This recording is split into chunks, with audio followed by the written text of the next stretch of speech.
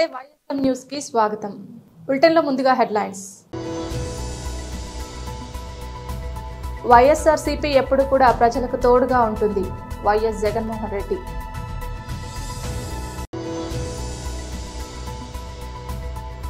గత ప్రభుత్వంలో భూ సర్వే పేరిట దోపిడీ.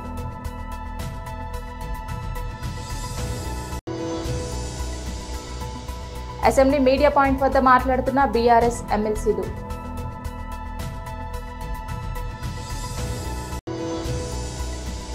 కాంగ్రెస్ గెలిచి ప్రజలకు ఉపయోగపడే పని ఏ ఒక్కటి చేయలేదు. పాయల్ శంకర్.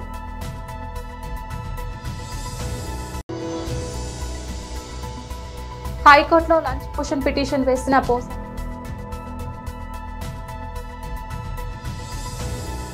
వైఎస్ఆర్సీపీ స్థాపించి 15 ఏళ్లు అవుతోంది. 14 ఏళ్ల వైఎస్ఆర్సీపీ ప్రయాణంలో మొదటి రోజు నుంచి ఈ పార్టీ పుట్టింది కష్టాల్లో నుంచి. ప్రజల కష్టాలను వైఎస్ఆర్సీపీ తమ కష్టాలుగా భావించి ప్రజల తరపున వాయిస్ ఆఫ్ వాయిసెస్ కింద ప్రతి అడుగులోనూ పోరాటం చేస్తూ వస్తోంది. ఈ రోజు ప్రతిపక్షంలో మనం కూర్చోవడం కొత్త కాదు. ఈ 15 ఏళ్ల మన ప్రయాణంలో 10 ఏళ్లు మనం ప్రతిపక్షంలోనే ఉన్నాం. అధికార పక్షానికి దీటైన సమాధానం ఇస్తూనే వస్తున్నాం. వైఎస్ఆర్సీపీ స్థాపించి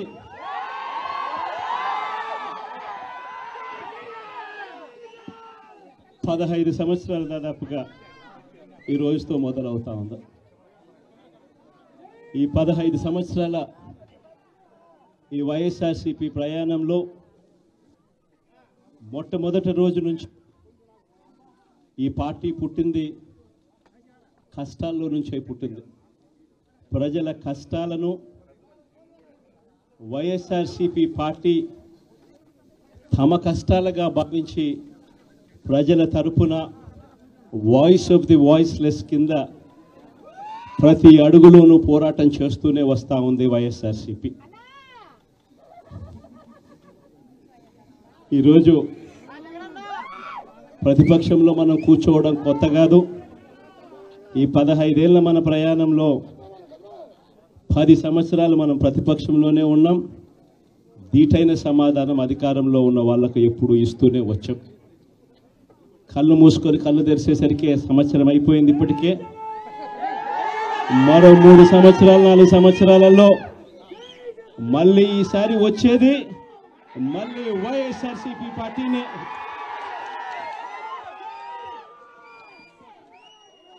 ఈరోజు వైఎస్ఆర్సీపీకి సంబంధించిన ప్రతి కార్యకర్త కూడా గ్రామంలో ఉన్న ఏ ఇంటికైనా కూడా వెళ్ళొచ్చు. ఏ పేదవాడింటికైనా కూడా వైఎస్ఆర్సీపీ కార్యకర్త సగర్వంగా తలెత్తుకొని కాలర్ ఎగిరేసుకొని వెళ్ళే పరిస్థితి వైఎస్ఆర్సీపీకి సంబంధించిన కార్యకర్తలకు ప్రతి ఒక్కరికి ఉంది. ఏ ఇంట్లోకి వెళ్ళినా కూడా వైఎస్ఆర్సీపీ కార్యకర్తను చూసినప్పుడు ఆ ఇంట్లో నుంచి వచ్చే ప్రతి అక్క, ప్రతి చెల్లెమ్మ, ప్రతి అన్న, ప్రతి తమ్ముడు, ప్రతి సోదరుడు, ప్రతి రైతన్న, ప్రతి అవ్వ కూడా వైఎస్ఆర్సీపీ కార్యకర్తను చూసినప్పుడు చిక్కటి చిరునవ్వుతోనే పలకరిస్తుంది. కారణం వైఎస్ఆర్సీపీ ఏదైనా కూడా చెప్పిందంటే చేస్తుంది అన్న నమ్మకం ఈరోజు ప్రతి ఇంట్లో కూడా ఉంది. కాబట్టి ఈరోజు అటువంటి పరిస్థితుల మధ్య ఈరోజు యాదృచ్ఛికంగా విద్యా దీవెన, వసతి దీవెనకు సంబంధించి పిల్లలకు సంబంధించిన అన్యాయాలకు సంబంధించిన జరుగుతూ ఉన్న అన్యాయాలకు సంబంధించిన విషయాల మీద ఈరోజు యాదృచ్ఛికంగా గత ప్రభుత్వంలో భూ సర్వే పేరిట దోపిడీ. 90% రెవెన్యూ సమస్యలే వస్తున్నాయి అధ్యక్ష. గత 5 సంవత్సరాల వైసీపీ ప్రభుత్వంలో రాష్ట్ర వ్యాప్తంగా కూడా రీసర్వేల పేరిట అనేక మంది రైతుల భూములు మార్పిడి చేసి రిజిస్ట్రేషన్ల సమస్యలు, పెద్ద ఎత్తున భూ కబ్జాలు, భూ రికార్డులలో అయితే ఓనర్ పేర్ల మార్చేసి అక్కడ సాగులో వేరే వాళ్ళు ఉంటే ఆన్లైన్లో వేరే వాళ్ళ పేర్లు ఉండడం, ఈ భూ సర్వే రికార్డులను కూడా గల్లంతు చేయడం జరిగింది అధ్యక్ష. ప్రత్యేకించి మ్యూటేషన్లు నిలిచిపోయి వారసత్వ భూములు ఉన్న వారు ఇబ్బందులు ఎదుర్కొంటున్నారని మీ ద్వారా మంత్రివర్యులకు తెలియజేస్తూ, అలాగే ఈ భూ విస్తీర్ణను కూడా తగ్గించి హద్దులు మార్చేసి భూ కబ్జా పత్రాలను మార్చేసి బ్యాంకు రుణాలు రాలేక రిజిస్ట్రేషన్స్ ఆగిపోయి అలాగే ఎంతో మంది రైతులు ప్రజలు ఇబ్బంది పడే పరిస్థితిని ఈరోజు మా నియోజకవర్గంలో చూస్తూ ఉన్నాం అధ్యక్ష. ముఖ్యంగా మాలాంటి రిజర్వ్ కాన్స్టిట్యుయెన్సీస్ లో ఈ వైసీపీ నాయకులు అధికారులు ఎస్సీ ఎస్టీ బీసీ మైనారిటీ గల ప్రజల భూముల్ని కూడా కబ్జా చేయడం జరిగింది అధ్యక్ష. తక్కువ ధరలకే వాళ్ళని భయపెట్టి అమ్మడము లేదా కొనుగోలు చేయడము అవన్నీ కూడా జరగడం జరిగింది అధ్యక్ష. వాస్తవంగా ఈ విధంగా ఎన్నో దేవాలయ భూముల్ని కూడా వాళ్ళు కబ్జాలు చేసి రిజిస్ట్రేషన్లు చేసుకొని దాని అమ్మడాలు కూడా కొన్ని వాటిలో జరగడం జరిగింది అధ్యక్ష. మీ ద్వారా మంత్రివర్యులను వీళ్ళపై చర్యలు తీసుకుంటారా లేదా అని కూడా అడుగుతా ఉన్నాను అధ్యక్ష. ముఖ్యంగా 2019-24లో జరిగినటువంటి రీసర్వేలు అన్నట్టు కూడా తిరిగి రీసర్వే చేయించాలని కూడా మీ ద్వారా మంత్రివర్యులను కోరుతున్నాను అధ్యక్ష. గత 5 ఏళ్ల వైసీపీ ప్రభుత్వంలో భూ సర్వేల పేరిట పరిష్కారం చేయకపోగా కొత్త సమస్యలను కూడా పుట్టించడం జరిగింది అధ్యక్ష. ముఖ్యంగా మా నియోజకవర్గంలో చిన్న ఎగ్జాంపుల్ అధ్యక్ష, ఒక రైతు మ్యూటేషన్ జరగక అధికారుల చుట్టూ తిరిగి ఆఖరికి ఆరోగ్యం బాలేకపోతే ఆ డబ్బులు లేక ఆ భూమిని కూడా అమ్ముకోలేని పరిస్థితి లేదా బ్యాంక్ లోన్ కూడా తెచ్చుకోలేని పరిస్థితి వల్ల ఆత్మహత్యాన్ని కూడా పాల్పడ్డము మనము ఇప్పుడు చూస్తున్నాం అధ్యక్ష. దయచేసి మీ ద్వారా ఈ సర్వే విలేజ్ ఆఫీసర్ల పైన కూడా విచారణ వేసి వాళ్ళపై చట్టపరమైన చర్యలు కూడా మీ ద్వారా తీసుకోవాలని రెవెన్యూ అధికారుల పైన మనము ఖచ్చితంగా దీన్ని పర్సనల్ గా తీసుకొని ఈ రైతులు ఏదైతే పేద రైతులు ఇబ్బంది పడ్డారో మీ ద్వారా మంత్రివర్యులు చర్యలు తీసుకోవాలని తెలియజేస్తున్నాను. ధన్యవాదాలు అధ్యక్ష. ఈ భూమి మార్పిడి అదేవిధంగా రిజిస్ట్రేషన్ వ్యవహారంలో మన్యంలో చాలా ఇబ్బందులు అనేవి ఉన్నాయి అధ్యక్ష. అయితే రిజిస్ట్రేషన్ అనేది మైదాన ప్రాంతంలో ఒకలా ఉంటుంది, మా గిరిజన ప్రాంతాల్లో కూడా వేరే రకంగా ఉంటుంది అధ్యక్ష. అయితే ఖచ్చితంగా సెటిల్మెంట్ పట్టాదారులకి అదేవిధంగా జిరాయితీ భూములు కలిగిన వారికి మాత్రమే రిజిస్ట్రేషన్ అవకాశం అనేది మా ఏజెన్సీ ప్రాంతంలో ఉంది అధ్యక్ష. కాకపోతే అసెంబ్లీ మీడియా పాయింట్ వద్ద మాట్లాడుతున్న బీఆర్ఎస్ ఎమ్మెల్సీలు ప్రజలు ఆశించేది వాళ్ళ జీవితాల్లో వెలుగు, మార్పు, వాళ్ళు ఎదుర్కొంటున్నటువంటి సమస్యలకు పరిష్కారం. రాష్ట్ర ప్రజలందరూ కూడా అంటే శాసనసభ సమావేశాల సందర్భంగా అత్యంత కీలకమైనటువంటి ఘట్టం బడ్జెట్ సమావేశం. గవర్నర్ గారి ప్రసంగం అంటే రాష్ట్రంలో ఉండే 4 కోట్ల పైచులకు ప్రజలు కూడా ఈరోజు గవర్నర్ గారి ద్వారా మా జీవితాల మార్పుకు సంబంధించినటువంటి అనేక గొప్ప దిశ ప్రకటించబడుతుందనేటువంటి ఆశాభావంతో ఉన్నటువంటి ప్రజలకు నిరాశ ఎక్కడ కూడా గడిచిన 1 సంవత్సర కాలంగా కాంగ్రెస్ ప్రభుత్వ హయాంలో అనేక రకాలైనటువంటి ఇబ్బందుల మధ్య ప్రజలు వాళ్ళ జీవితాలను గడుపుతూ ఉన్నారు. ఈ కొనసాగుతున్నటువంటి సమస్యలకు ఎక్కడ కూడా గవర్నర్ గారి ప్రసంగంలో పరిష్కారం కనబడలేదు. ప్రభుత్వం రాసిచ్చినటువంటి దాన్ని యాజిటీస్గా చదవడం ఆనవాయితీ కావచ్చు, కానీ ఇది కాంగ్రెస్ పార్టీ కరపత్రం లాగా ఉన్నది.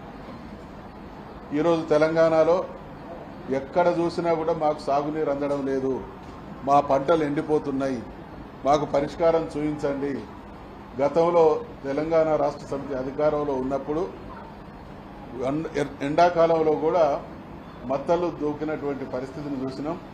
ఈరోజు మళ్ళీ 10 సంవత్సరాల తర్వాత కళ్ళ ముందు పంటలు ఎండిపోతున్నటువంటి దయనీయ స్థితి కొనసాగుతూ ఉంటే గవర్నర్ గారి ప్రసంగంలో ఎక్కడ ఈ రైతులను ఆదుకుంటాం, పంటల దయనీయ పరిస్థితి ఈ విధంగా ఉంది అనేటువంటి మాట ఒక్క చోట కూడా లేదు.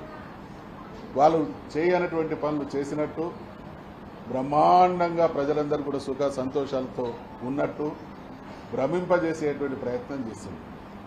మనందరికీ కూడా తెలుసు, రుణమాఫీ విషయంలో మొదట్లో ప్రభుత్వం చెప్పినటువంటి మాట దాదాపు 40,000 కోట్ల రూపాయలు రైతాంగానికి అందించి మేము రుణమాఫీ చేస్తామన్నారు. ఈరోజు కూడా ఏ గ్రామానికి వెళ్ళినా రుణమాఫీ జరగనటువంటి రైతులు ప్రజలు మాకు వచ్చి నివేదిస్తూ ఉన్నారు. మరి ఇప్పటి వరకు చేసింది ఎంత, ఇంకా చేయాల్సింది ఎంత అనేటువంటి విషయంలో కూడా స్పష్టత లేదు. సన్నవడ్లు కొన్నామంటున్నారు. సన్నవడ్లు గ్రామాలలో పోతే మేము ప్రభుత్వం మా దగ్గర నుండి వడ్లు సేకరించినా ఇప్పటి వరకు డబ్బులు రాలేదనేటువంటి పరిస్థితి కొనసాగుతోంది. ఆరోగ్యం బాగలేక వైద్య ఆసుపత్రులకు పోతే వాళ్ళ పరిస్థితి దయనీయంగా ఉంది. గురుకులాల్లో పరిస్థితి ఏమాత్రం మెరుగ్గా లేదు. ఈరోజు వారు ఏమంటారు, గవర్నర్ గారి ప్రసంగంలో మహిళల గేమ్ చేంజర్ అట ఈ మహాలక్ష్మి పథకం. అసలు మహాలక్ష్మి పథకంలో అత్యంత కీలకమైనటువంటి పథకం మహిళలకు 2,500 రూపాయలు ఇవ్వడం.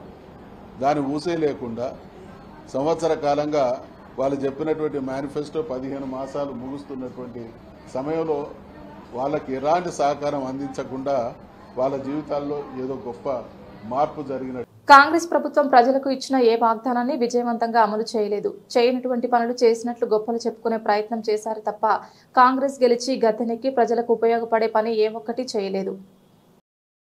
ఇప్పటికే 2 లక్షల రూపాయల రైతులకు రుణమాఫీ కాక వడ్డీ కట్టలేనటువంటి రైతులు ఈ రోజు లక్షల మంది రైతులు ప్రభుత్వానికి ఉత్తరాలు రాస్తున్నారు. కానీ చేయని పనిని చేసినట్టుగా గవర్నర్ గారి నోటి ద్వారా ఈ ప్రభుత్వం అబద్దాలు మాట్లాడించింది. కోటి మహిళలకు 1,00,000 కోట్ల రూపాయలతో కోటీశ్వరులను చేసిన మహిళలను చెప్పించింది.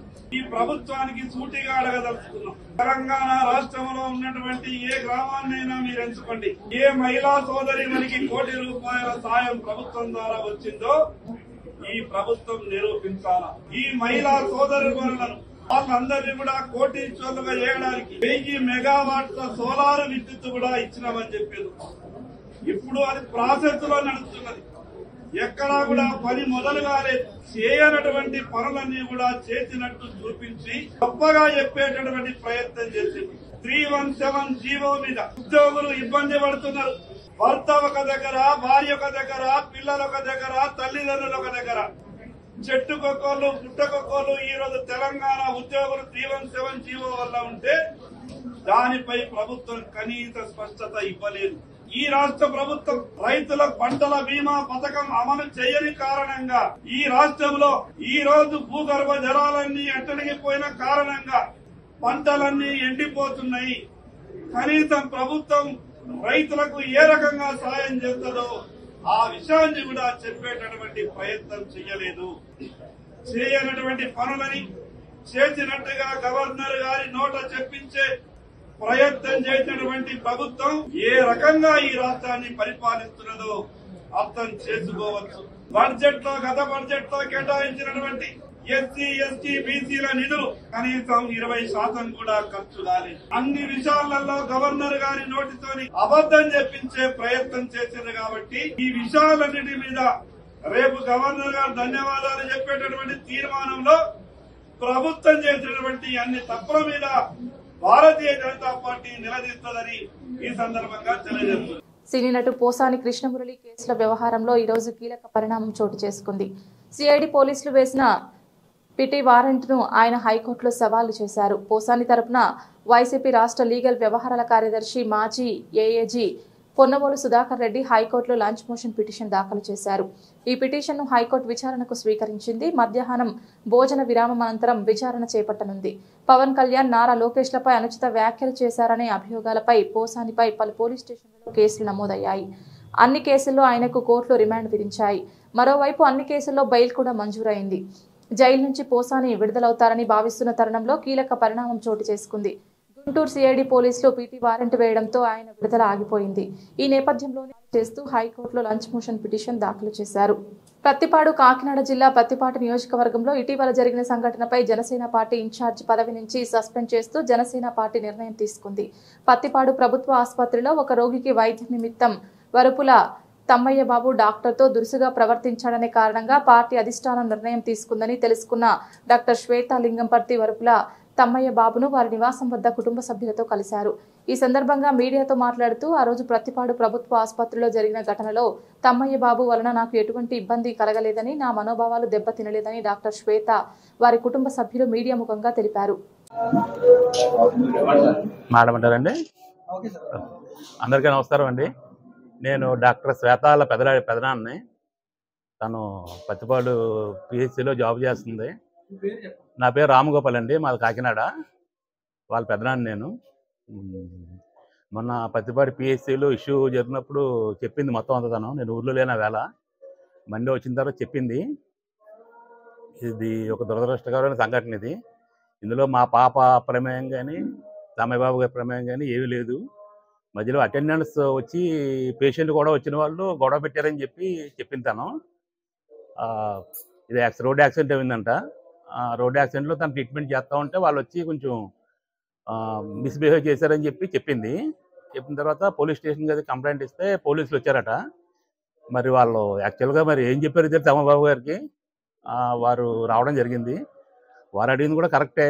ఎందుకంటే నియోజకవర్గంలో ఊర్లో ఉన్న పిల్లలు ఏమైనా యాక్సిడెంట్ అయితే మరి వారికి బాధ్యత ఉంటుంది. దానివల్ల మా పాప మనోభావాలు కానీ ఏం దెబ్బతినలేదు. మాకు రామబాబు గారు అంటే మాకు చాలా గౌరవం. నాకు చాలా కాలం మా ఫ్యామిలీకి వాళ్ళకి తెలుసు, మేము రిలేషన్స్ కూడా అవుతాము. దాని గురించి మాకు మా పాపకు కానీ మాకు కానీ ఏ ఇబ్బంది లేదు. సంఘంలోని స్థానిక వెలుగు కార్యాలయంలో కెనరా బ్యాంక్ పథకాలపై బ్యాంక్ మేనేజర్ శివ కళాజాత కళాకారులచే అవగాహన కార్యక్రమాన్ని నిర్వహించారు. కళాకారులు బ్యాంక్ పథకాలు, సైబర్ మోసం జరిగే తీరును నాటిక ద్వారా వివరించారు. కళాజాత కళాకారులు పాటలు, నాటకాల ద్వారా బ్యాంక్ సేవలను తెలియజేశారు. కెనరా బ్యాంక్ సేవలను ప్రతి ఒక్కరూ సద్వినియోగం చేసుకోవాలని సూచించారు.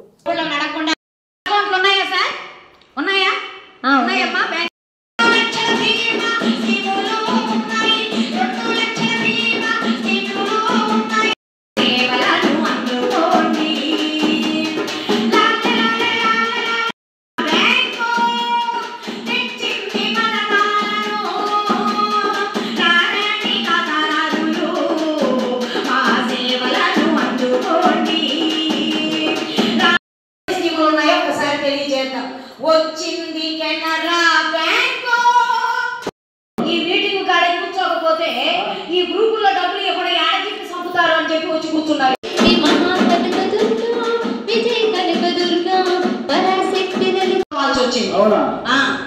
మరి సంఘం బ్రాంచ్ తరఫు నుండి మా సిబ్బంది తరఫు నుండి ముఖ్యంగా ఇక్కడికి వచ్చినటువంటి ఎంపీడీఓ మేడం గారికి కానీ, ఏపీఎం రవిశంకర్ రెడ్డి సార్కి కానీ, మన గ్రూప్ సభ్యురాలు వివోఏకి, మీ అందరికీ మీ విలువైన టైం మాకు ఇచ్చినందుకు, ఈ ఫినాన్షియల్ ఇంక్లూజన్ లేదా ఫినాన్షియల్ లిటరసీ ఒక ఆర్థిక అక్షరాస్యత కార్యక్రమానికి మీరు చాలా ఉత్సాహంగా పార్టిసిపేట్ చేసి మీ టైం ఇచ్చినందుకు మా తరఫు నుండి కృతజ్ఞతలండి. ఈ యొక్క కార్యక్రమం ముఖ్య ఉద్దేశం, జనరల్గా మనం బయట ఇన్సూరెన్స్ చేయించుకోవాలంటే ఎక్కడ చూసినా సరే ఎంతో కొంత ప్రీమియం మంత్లీనో, హాఫ్ ఇయర్లీనో, క్వార్టర్లీనో, ఇయర్లీనో కడుతుండాలి. బట్ ఇక్కడ ఏంటంటే కేంద్ర ప్రభుత్వం చాలా తక్కువ మొత్తంలో, ఉదాహరణకి ప్రధానమంత్రి సురక్ష బీమా యోజన 20 రూపాయలు కట్టుకుంటే 18 సంవత్సరాల నుండి 70 సంవత్సరాల వయసు వాళ్ళు 2 లక్షల రూపాయల దాకా బీమా కల్పిస్తారు. అది యాక్సిడెంట్ ఇన్సూరెన్స్. అదే 18 సంవత్సరాల నుండి 50 సంవత్సరాల మధ్య వారు, అది ఆడవారైనా సరే మగవారైనా సరే ఎవరైనా సరే, నెలకి 400 రూపాయలు, కేవలం 400 రూపాయలు కట్టుకోవడం ద్వారా మన జీవితానికి బీమా కల్పించుకోవచ్చు. అంటే ఇది ఎనీ డెత్ అన్నమాట. ఏదైనా అనారోగ్యం కానీ, సహజ మరణం కానీ, ఏదైనా సరే ఇలాగా ఎవరైతే ఇన్సూరెన్స్ని అఫోర్డ్ చేయలేకపోతారో, ఇంత ప్రీమియమ్స్ కట్టుకొని వాళ్ళు కట్టుకోలేకపోతారు, అలాంటి వాళ్ళకి చాలా చిన్న మొత్తాల ద్వారానే, చాలా చిన్న మొత్తాలు, నెలకి 20 రూపాయలు, నెలకి 400 రూపాయలు, సంవత్సరానికి 20 రూపాయలు, సంవత్సరానికి 436 రూపాయల ద్వారానే ఇన్సూరెన్స్ స్కీమ్స్ ప్రొవైడ్ చేస్తున్నారు. ఇలాంటివి మళ్ళీ సుకన్య సమృద్ధి యోజన కానీ, ఏంజల్ అకౌంట్లను తీసుకొని వచ్చారు. ఇందాక మన కళాజాత బృందం మేడం ఇందాక మీ పేరు మెన్షన్ చేయాలి. నిజంగా చాలా ఇప్పుడు చూడండి, ఇప్పుడు మనం చెప్తే ఇది ఒక ఉపన్యాసం లాగా ఉంటుంది. వాళ్ళు చాలా ఆటల రూపంలో, పాటల రూపంలో, నాటకాల రూపంలో క్లియర్గా నిజంగా దాన్ని ఏమంటారు, ఆ సైబర్ నేరాలు అయితే వాళ్ళు ఎగ్జాక్ట్లీ ఎలా చేస్తారో అలాగే చేసి చూపించారు. వాళ్ళు చెప్పారు కదా ఏంజల్ అకౌంట్. ఈ రోజుల్లో క్యాన్సర్ ఏంటంటే మనం మారుతున్న వాతావరణానికి తగ్గట్టు మనం మిల్క్ ప్యాకెట్లు కానీ, కాలుష్యం వల్ల కానీ దేనివల్లైనా రావచ్చు. సో మెడికల్ ఇన్సూరెన్స్ తీసుకోవాలంటే చాలా ఖర్చు అవుతుంది. తీసుకోవడం మంచిదే, మెడికల్ ఇన్సూరెన్స్ లేదా హెల్త్ ఇన్సూరెన్స్ తీసుకోవడం. బట్ ఈ 5,000 రూపీస్ జస్ట్ అకౌంట్లో పెట్టుకోండి, దాంట్లో ₹1 ఛార్జ్ కట్ అయ్యి. బాలీవుడ్ హీరో కార్తిక్ ఆర్యన్ కుటుంబంలో ఇటీవల జరిగిన ఓ పార్టీకి నటి శ్రీలీల హాజరు కావడంతో వారిద్దరూ డేటింగ్ లో ఉన్నారంటూ ప్రచారం జరుగుతోంది. పలు ఫంక్షన్లకు కార్తిక్ ఆర్యన్ శ్రీలీల కలిసి హాజరు కావడం ఈ ప్రచారానికి ఊతమిస్తోంది. అయితే ఇటీవల జరిగిన ఐఫా వేడుకల్లో కార్తిక్ ఆర్యన్ తల్లి మ్యాలా తివారీ పాల్గొన్నారు. ఈ సందర్భంగా బాలీవుడ్ నిర్మాత కరణ్ జోహార్ ఆమెను సరదాగా ఇంటర్వ్యూ చేశారు. కార్తిక్ శ్రీలీల అనుబంధాన్ని దృష్టిలో పెట్టుకుని ఎలాంటి కోడలు రావాలని మీరు కోరుకుంటున్నారని ప్రశ్నించారు. దీనికి మాలా తివారీ స్పందిస్తూ ఓ మంచి డాక్టర్ మా ఇంటికి కోడలుగా రావాలని తమ కుటుంబం భావిస్తోందని చెప్పారు. ఈ వ్యాఖ్యలు శ్రీలీలను ఉద్దేశించి చేశారని సినీ వర్గాలు అభిప్రాయపడుతున్నాయి. ఓవైపు సినిమాల్లో నటిస్తూనే శ్రీలీల MBBS చదువుతోంది. వైద్య విద్యతో పాటే ఇండస్ట్రీలో కొనసాగుతుండడం సంతోషంగా ఉందని పలు సందర్భాల్లో శ్రీలీల చెప్పుకొచ్చారు. తాజాగా కార్తిక్ ఆర్యన్ తల్లి చేసిన వ్యాఖ్యలు వారిద్దరి బంధానికి తమ ఆశీస్సులు ఉన్నాయని చెప్పకనే చెప్పినట్లయింది. కాగా దక్షిణాదిలో హీరోయిన్ గా గుర్తింపు తెచ్చుకున్న శ్రీలీల అనురాగ్ బసు దర్శకత్వంలో బాలీవుడ్ లోకి ఎంట్రీ ఇస్తోంది. ఈ సినిమాలో కార్తిక్ ఆర్యన్ హీరోగా నటిస్తున్నారు. షూటింగ్ సమయంలో కార్తిక్ శ్రీలీల మధ్య పరిచయం పెరిగిందని, ఇద్దరు డేటింగ్ లో ఉన్నారని ప్రచారం జరుగుతోంది. బులెటిన్ ముగించే ముందు హెడ్లైన్స్ మరొకసారి. వైఎస్ఆర్సీపీ ఎప్పుడు కూడా ప్రజలకు తోడుగా ఉంటుంది. YS Jaganmohan Reddy.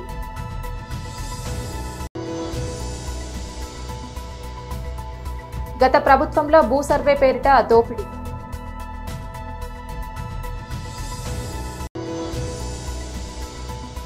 Assembly media point వద్ద మాట్లాడుతున్న బీఆర్ఎస్ ఎమ్మెల్సీలు.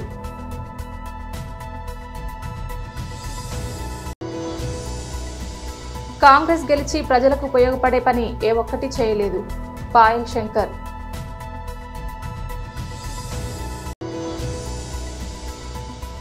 హైకోర్టులో లంచ్ మోషన్ పిటిషన్ వేసిన